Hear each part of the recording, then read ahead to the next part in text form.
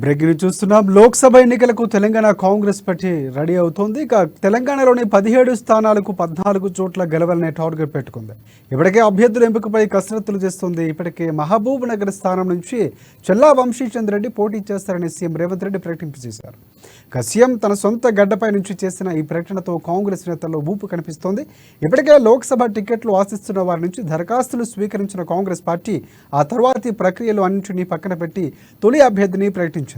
ఇక సీఎం రేవంత్ రెడ్డి ఢిల్లీ పర్యటనకు వెళ్లి వచ్చిన తర్వాత అధిష్టానం నుంచి పూర్తి స్వేచ్ఛ తీసుకుని అభ్యర్థులు ప్రకటించేస్తున్నారు. తాజాగా అభ్యర్థుల లిస్టులో ప్రముఖంగా కొందరు పేర్లు ఇప్పుడు వినిపిస్తున్నాయి.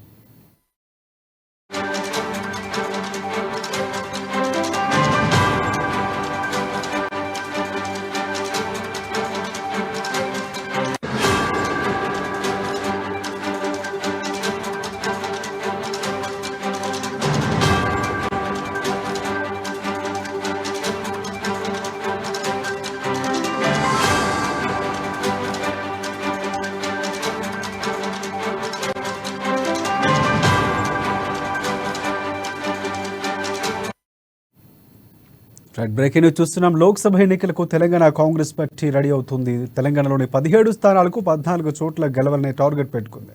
ఇప్పటికే అభ్యర్థుల ఎంపికపై కసరత్తులు చేస్తోంది. మహబూబ్ నగర్ స్థానం నుంచి చెల్లా వంశీచంద్ రెడ్డి పోటీ చేస్తారని సీఎం రేవంత్ రెడ్డి స్వయంగా ప్రకటించారు. ఇక సీఎం తన సొంత గడ్డపై నుంచి చేసిన ఈ ప్రకటనతో కాంగ్రెస్ నేతల్లో ఊపు కనిపిస్తోంది. ఇప్పటికే లోక్సభ టికెట్లు ఆశిస్తున్న వారి నుంచి దరఖాస్తులు స్వీకరించిన కాంగ్రెస్ పార్టీ ఆ తర్వాతే ప్రక్రియలన్నింటినీ పక్కన పెట్టి తొలి అభ్యర్థిని ప్రకటించింది. ఇక సీఎం రేవంత్ రెడ్డి ఢిల్లీ పర్యటనకు వెళ్లి వచ్చిన తర్వాత అధిష్టానం నుంచి పూర్తి స్వేచ్ఛ తీసుకుని అభ్యర్థులు ప్రకటన చేస్తున్నారు. ఇక తాజాగా అభ్యర్థి లిస్టులో ప్రముఖంగా కొందరు పేర్లు వినిపిస్తున్నారు. దీనికి సంబంధించి పూర్తి అప్డేట్స్ దించేందుకు మా ప్రతినిధి హరీష్ మనకి ఫోన్ లైన్లో సిద్ధంగా ఉన్నారు. ఎస్ హరీష్, చెప్పండి.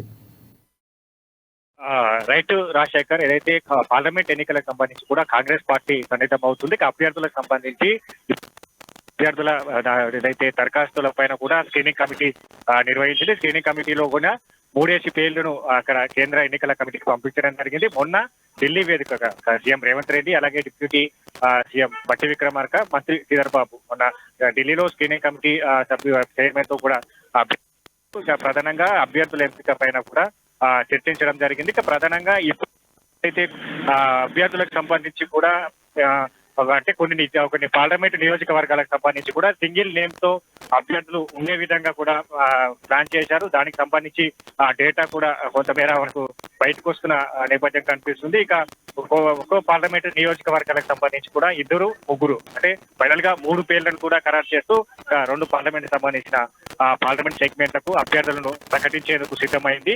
ఇక దీనికి సంబంధించిన కార్యాచరణ కూడా వేగవంతం చేసే అవకాశం కనిపిస్తుంది. ఎందుకంటే షెడ్యూల్ సంబంధించి వచ్చే చివరి ఇది నెల చివరి వారంలో ఉండే అవకాశం ఉంది. కాబట్టి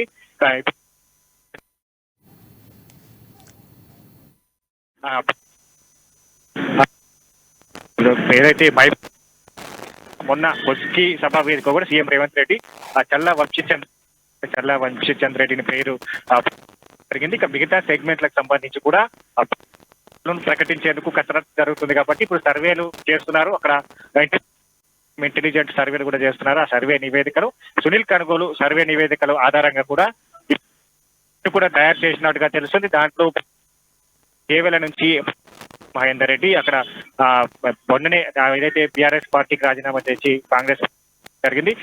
క్రియాశీలకంగా ఆమె ఏదైతే మెదక్ సంబంధించి కూడా కేవలకు సంబంధించి జెడ్పీ చైర్మన్ కొనసాగిన నేపథ్యం కావచ్చు. రెడ్డికి సంబంధించి కూడా ఆయన మాజీ ఎమ్మెల్యేగా పనిచేసిన నేపథ్యం ఉంది. సంబంధించి అక్కడ వాళ్ళ కుటుంబ రాజకీయాల్లో ఉన్నారుగా సంబంధించిన ప్రభావితం ఉంటుంది. ఖచ్చితంగా గెలిచే అవకాశాలు ఉంటాయి. కాబట్టి చేవేల సెగ్మెంట్ ని రెడ్డికి ప్రకటించేందుకు అవకాశం కల్పిస్తుంది. సికింద్రాబాద్ నుంచి కూడా పెద్ద చేసుకున్నారు. ఇక బొంతు రామ్మోహన్ సంబంధించి నగర మేయర్ బొంతు రామ్మోహన్ సంబంధించి కూడా దరఖాస్తు చేసుకున్నారు. అక్కడ ఏదైతే సర్వే సత్యనారాయణ మాజీ కేంద్ర మంత్రి సర్వే సత్యనారాయణ దరఖాస్తు చేసుకున్నారు. కిసాన్ కాంగ్రెస్ చైర్మన్ కోదండరెడ్డి దరఖాస్తు చేసుకున్నారు. కాబట్టి ఇక బొంతు రామ్మోహన్ సంబంధించి నగర మేయర్ గా ఆయన పనిచేశారు. బీఆర్ఎస్ కి అశీలకంగా పనిచేసిన నేత ఇప్పుడు పార్టీలోకి వచ్చారు. కాబట్టి ఆయన చేరికల నుంచి కూడా ముందు నుంచి క్లారిటీగా ఉన్నారు. సీటు ఏదైతే ఎంపీ స్థానం ఆఫర్ చేసినారుగా తెలుస్తుంది. కాబట్టి సికింద్రాబాద్ ఇచ్చే అవకాశం కనిపిస్తుంది. ఇక మెదక్ నుంచి మైనంపల్లి హనుమంతరావుకు సంబంధించి ఏదైతే పేరు వినిపిస్తుంది, ఆయన గతంలో మేడ్చల్ నియోజకవర్గానికి సంబంధించి అసెంబ్లీగా అసెంబ్లీలో బరిలో నుంచి ఓటర్ పాలయ్యారు. ఆయన టికెట్ కూడా ఏదైతే మెదక్ సంబంధించి ఉండే విధంగా కూడా పిసిసి ప్లాన్ చేస్తున్నట్టుగా తెలుస్తుంది. ఇక జైరాబాద్ సంబంధించి సురేష్ శెట్కర్ మాజీ ఎంపీని కూడా ఖరారు చేసినట్టుగా తెలుస్తుంది. ఇక నిజామాబాద్ సంబంధించి ఎమ్మెల్సీ జీవన్ రెడ్డి పేరు వినిపిస్తుంది. ఇక నిజామాబాద్ సంబంధించి కూడా మహేష్ గౌడ్ పేరు తెర మీదకి వచ్చిన మహేష్ గౌడ్ ఎమ్మెల్సీగా నామినేట్ అయ్యారు కాబట్టి తెలుస్తుంది. ఆదిలాబాద్ సంబంధించి రేఖా నాయక్ క్రియాశీలక నాయకురాలు గత అసెంబ్లీ ఎన్నికలకు సంబంధించి ఆమె శ్యామ్ నాయక్ తన భర్తకు టికెట్ కేటాయించారు. ఇప్పుడు రేఖా నాయక్ సంబంధించి ఆదిలాబాద్ కి టికెట్ కేటాయించే అవకాశం కనిపిస్తుంది. ఎందుకంటే అక్కడ ఎస్టీ సామాజిక వర్గానికి సంబంధించి కావచ్చు బలమైన నేతగా రేఖా నాయక్ పేరు ఉంది. కాంగ్రెస్ బీఆర్ఎస్ పార్టీ నుంచి కాంగ్రెస్ లోకి వచ్చినప్పుడు ఆమెకు కొన్ని మేర ఆఫర్లు ఇచ్చినట్టుగా తెలుస్తుంది. దాంట్లో భాగంగా సంబంధించి టికెట్ కేటాయించే అవకాశం కనిపించడం కూడా మాజీ కేంద్ర మంత్రి బలరాం నాయక్ పేరు వినిపిస్తుంది. ఇక వరంగల్ సంబంధించి అద్దంకి దయాకర్ టిపిసిసి జనరల్ సెక్రటరీగా ఉన్నారు. గత అసెంబ్లీలో ఏదైతే మురుగోడుకు సంబంధించిన టికెట్ ఆశించడం జరిగింది. దాన్ని ఇవ్వని నేపథ్యం కావచ్చు. అప్పుడు కమిటీ ఏదైతే జానారెడ్డి కమిటీ ఉన్నదో ఆ కమిటీలో కూడా అద్దంకి దయాకర్ బుజ్జగించడం జరిగింది. ఇక ప్రధానంగా ఏదైనా కేబినెట్ హోదా కానీ ఎంపీగా సీటు అవకాశం కల్పిస్తామని కూడా గతంలో చెప్పారు. కాబట్టి వరంగల్లో అద్దంకి దయాకర్ గత సీఎం రేవంత్ రెడ్డి కూడా స్వయంగా చెప్పారు. అద్దంకి దయాకర్ కి ఖచ్చితంగా అవకాశాలు ఉంటాయని కూడా సీఎం రేవంత్ రెడ్డి చెప్పారు. కాబట్టి ఇప్పుడు వరంగల్ సీట్ ను అద్దంకి దయాకర్ కి ప్రకటించే అవకాశం ఉంది. ఇక వరంగల్ నుంచి కూడా పులి అనిల్ కుమార్ కూడా బరిలో ఉన్న నేపథ్యం అయితే ఉంది. ఇక పెద్దపల్లి నుంచి వెంకటేష్ నేత మాజీ ఎంపీ ప్రస్తుతం ఎంపీగా కొనసాగుతున్నారు. పెద్దపల్లికి సంబంధించి సిట్టింగ్ ఎంపీ బీఆర్ఎస్ కి రాజీనామా చేసి ఆయన సొంత గూటికి అంటే కాంగ్రెస్ కి చేరే నేపథ్యం ఉంది. కాబట్టి ఇప్పుడు ఆ సీటు ఆయనకే కన్ఫర్మ్ అయినట్టుగా తెలుస్తుంది. ఇక మల్కాజ్గిరి నుంచి కూడా అల్లు అర్జున్ మామ కంచర్ల చంద్రశేఖర్ రెడ్డి ఆయన క్రియాశీలకంగా బీజేపీ బీఆర్ఎస్ సంబంధించి గతంలో నాగార్జున సాగర్ నుంచి టికెట్ ఆశించారు. మొన్న అంతకంటే ముందు నుంచి కూడా ఎమ్మెల్యేగా పనిచేశారు. ఇక మల్కాజ్గిరికి సంబంధించి రేవంత్ రెడ్డి స్వయంగా ఆ పార్లమెంట్ సెగ్మెంట్ కాబట్టి ఇప్పుడు బలమైన నేతను అక్కడ దింపే విధంగా యోచిస్తుంది. ఇప్పుడు దీంట్లో భాగంగా ఏదైతే సినీ గ్లామర్ అటాచ్ చేస్తూ కూడా ఇప్పుడు కంచర్ల చంద్రశేఖర్ రెడ్డికి కూడా టికెట్ ఇస్తే అల్లు అర్జున్ కావచ్చు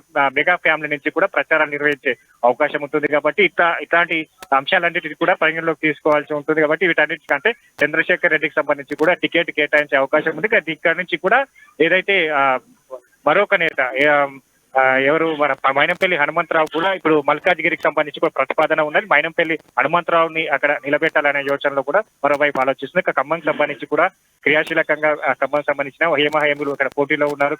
డిప్యూటీ సీఎం సతీమణి మల్లు నందిని పోటీలో ఉన్నది. పొంగులేటి శ్రీనివాస్ రెడ్డి మంత్రి తమ్ముడు ప్రసాద్ రెడ్డి పోటీలో ఉన్నారు. జట్టి కుసుమ కుమార్ సంబంధించి పోటీలో ఉన్నారు. కాబట్టి ఇప్పుడు ఇద్దరికి తెర మీదకి జట్టి కుసుమ కుమార్ లేదా పొంగులేటి ప్రసాద్ రెడ్డి పేర్లు తెర మీదకి వస్తున్నాయి. ఇప్పుడు ఇద్దరితో ఎవరికి టికెట్ కన్ఫర్మ్ అనేది కూడా ఫైనల్ గా అధిష్టాన నిర్ణయం తీసుకునే అవకాశం కనిపిస్తుంది. హైదరాబాద్ కి సంబంధించి ఇది ఎంఐఎం పార్లమెంట్ సెగ్మెంట్ కాబట్టి ఇక్కడ ఎంఐఎం కి ధీటైన కాబట్టి ఇప్పుడు ఇక్కడ సమీరుల్లా మైనార్టీ నేత సమీరుల్లాను ఇక్కడ పరిలోకించే యోచనలో చేస్తుంది. ఇప్పటికే బీఆర్ఎస్ నుంచి మాజీ మొన్న రాజీనామా చేసి కాంగ్రెస్ కాబట్టి ఆయనకు టికెట్ ఇచ్చే ఆలోచనలో కూడా ఉన్నట్టుగా తెలుస్తుంది. ఇక ప్రధానంగా నుంచి కూడా పెద్ద ఎత్తున ఉన్నారు. కాంగ్రెస్ పార్టీ ఉపాధ్యక్షులు చామల కిరణ్ కుమార్ రెడ్డి కావచ్చు, అలాగే ప్రస్తుతం ఎమ్మెల్యేగా కొనసాగుతున్న కుంభం అనిల్ కుమార్ రెడ్డి కూతురు కీర్తిరెడ్డి కూడా దరఖాస్తు చేసుకున్నారు. ఇక్కడ డిసిసి అధ్యక్షులు వెంకన్న యాదవ్ దరఖాస్తు చేసుకున్నారు. ఇక్కడ ఇద్దరు పేర్లు తెర మీదకి వస్తున్నాయి. ఇక చామల కిరణ్ కుమార్ రెడ్డికి సంబంధించి కూడా ఆయన గత అసెంబ్లీలోకి కూడా టికెట్ ఆశించి భంగపడ్డారు. ఇక డిసిసి అధ్యక్షులు వెంకన్న యాదవ్ సంబంధించి కూడా అక్కడ టికెట్ కేటాయించే యోచన, ఎందుకంటే నుంచి అక్కడ బీసీ ఓటు బ్యాంక్ అత్యధికంగా ఉంటుంది. కాబట్టి ఆ బీసీ ఓటు బ్యాంక్ బీఆర్ఎస్ కావచ్చు అక్కడ బీసీ నేతను పరిలోకించే అవకాశాలు ఉన్నాయి. కాబట్టి వాటిని ఆ వ్యూహాన్ని తిప్పికొట్టే విధంగా అక్కడ బీసీ నేతను పెడితే ఖచ్చితంగా గెలిచే అవకాశాలు ఉంటాయి. కాబట్టి ఈ రెండు ఇద్దరితో పేర్లు ఖరారు చేసినట్టుగా తెలుసు. ఒకవేళ ఇతర బీజేపీ బీఆర్ఎస్ లో కూడా ఒక రెడ్డి క్యాండిడేట్ బరిలో దింపితే ఇక చామల కుమార్ రెడ్డికి సంబంధించి ప్రకటించే ఆలోచనలో ఇక పీసీసీ ఉంది. ఇక ఫైనల్ గా కరీంనగర్ సంబంధించి కూడా ప్రవీణ్ రెడ్డి మాజీ ఎమ్మెల్యే రేస్ లో ఉన్నారు. ఇక్కడ రాజేందర్ సంబంధించి కూడా రాజేందర్ రావు రేస్ లో ఉన్నారు. ఇక ప్రధానంగా మొత్తం ఏదైతే 17 సెగ్మెంట్ లో ఒక సెగ్మెంట్లకు సంబంధించి ఇప్పుడు జరుగుతుంది. దాంట్లో కొన్ని రోజుల్లో ప్రకటించే అవకాశం కల్పిస్తుంది. ఇప్పుడు ప్రధానంగా ఈ డేటా మొత్తం కూడా ఫైనలైజ్ అయ్యే అవకాశం కనిపిస్తుంది. దీంట్లో మార్పులు చేర్పులు ఏమైనా ఉంటాయనే దానిపైన కూడా ఇప్పుడు స్క్రీనింగ్ కమిటీ మరోసారి భేటీ ఉంటుంది. ఇక కేంద్ర ఎన్నికల కమిటీ నివేదికను చూసిన తర్వాత దీంట్లో మార్పులు చేర్పులు చేసే అవకాశం అయితే ఉంది. ప్రధానంగా దీనికి సంబంధించి వచ్చే వారంలో ఈ అభ్యర్థులకు సంబంధించిన 6 సెగ్మెంట్లను ఒకేసారి ప్రకటించే అవకాశం అయితే ఉంది రాజశేఖర్. రైట్. ఇంకోటి ప్రధానంగా అంటే ఇప్పటికే పూర్తిగా అక్కడ స్క్రూటింగ్ అవుతున్నటువంటి పరిస్థితి, అభ్యర్థుల పరిశీలన, అక్కడ ఉన్నటువంటి నేతలకు సంబంధించి పూర్తి స్థాయిలో సమాచారం తెప్పించుకున్నటువంటి పరిస్థితి కనిపిస్తుంది. సో ఒకసారిగా సీఎం రేవంత్ రెడ్డి ప్రకటన చేసిన నేపథ్యంలో సో సంకేతం ఇచ్చినట్టు అనుకోవచ్చా? పూర్తి స్థాయిలో ఓవైపు చేరికలు జరుగుతున్నటువంటి సందర్భంలో ఈ వ్యాఖ్యలు ఏ విధంగా చూడొచ్చు అంటారు? సీఎంకు సంబంధించి అభ్యర్థిని ప్రకటించడం అనేది కాంగ్రెస్ పార్టీలో జోష్ నింపేందుకే ఆయన ఒక సంకేతాలు ఇచ్చారనుకోవచ్చా మనం?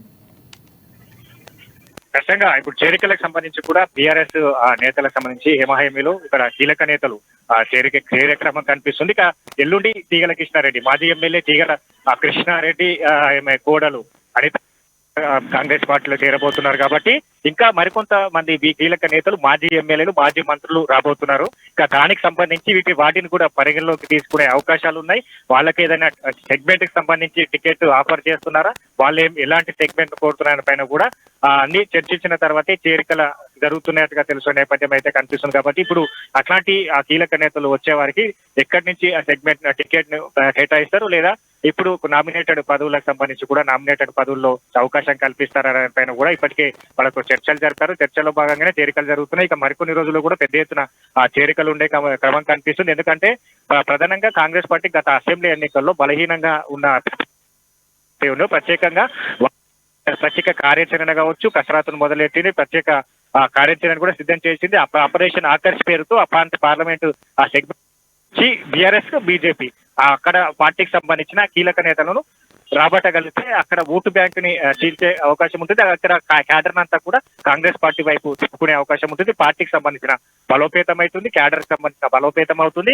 ఇంకా అభ్యర్థికి సంబంధించిన గెలిచే అవకాశాలు ఎక్కువ ఉంటాయి కాబట్టి అట్లాంటి వ్యూహాలతో ముందుకెళ్తుంది. కాబట్టి ఇప్పుడు బలహీనకు సంబంధించిన నియోజకవర్గాలు హైదరాబాద్ ఇప్పటికే ఆపరేషన్ ఆకర్షిగా హైదరాబాద్ ముందస్తుగా ఎంచుకుంది. కాబట్టి హైదరాబాద్ లో మొన్న గత వారం రోజుల క్రితం నుంచి చూస్తున్నాం, పెద్ద ఎత్తున కూడా చేరికలు జరిగాయి. మాజీ డిప్యూటీ మేయర్ కావచ్చు, మాజీ మేయర్ కావచ్చు, ప్రస్తుతం కొనసాగుతున్న కావచ్చు, ఈ రోజు చేరిన నేపథ్యం ఇంకా హైదరాబాద్ సంబంధించి కార్పొరేటర్, కౌన్సిలర్లు, మేయర్లంతా కూడా మరి ఏదైతే ప్రియాంక గాంధీ సభ వేదిక కూడా చేరికలు ఉండే అవకాశం కనిపిస్తుంది. కాబట్టి ఇంకా ఇట్లా బలహీనంగా ఉన్న పార్లమెంట్ నియోజకవర్గాలకు సంబంధించి